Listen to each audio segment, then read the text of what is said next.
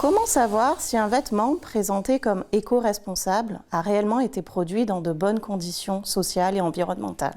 Lorsque vous achetez un jeu vidéo avant sa sortie, en précommande, comment savoir s'il sera réellement à la hauteur des promesses de la bande-annonce? Quand vous achetez un smartphone reconditionné sur Internet, savez-vous vraiment dans quel état se trouve l'appareil?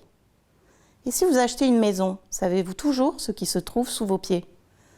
Le sol peut parfois être pollué sans que cela soit visible au premier regard. Dans tous ces exemples, l'un des acteurs sait quelque chose que l'autre ignore.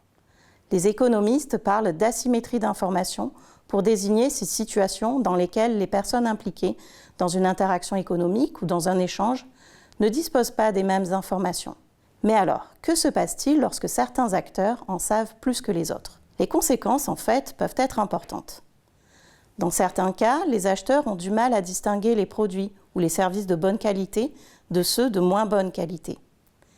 Les économistes parlent alors de sélection adverse. Ce mécanisme a été popularisé par George Akerlof dans son célèbre article sur le marché des voitures d'occasion. Lorsque les consommateurs ne parviennent pas à identifier les produits de qualité, les producteurs les plus vertueux peuvent être pénalisés. Dans d'autres cas, le problème apparaît après l'échange. C'est ce que l'on appelle l'aléa moral, un concept notamment développé dans les travaux sur l'assurance.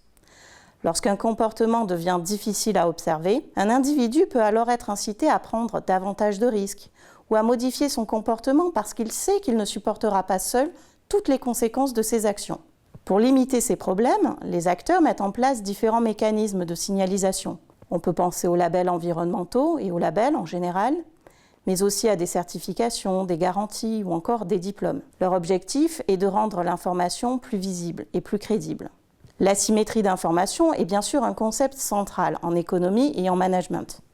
Elle permet de mieux comprendre le fonctionnement des marchés, mais aussi de nombreuses décisions dans les domaines de la santé, de l'environnement, de la finance ou encore des ressources humaines.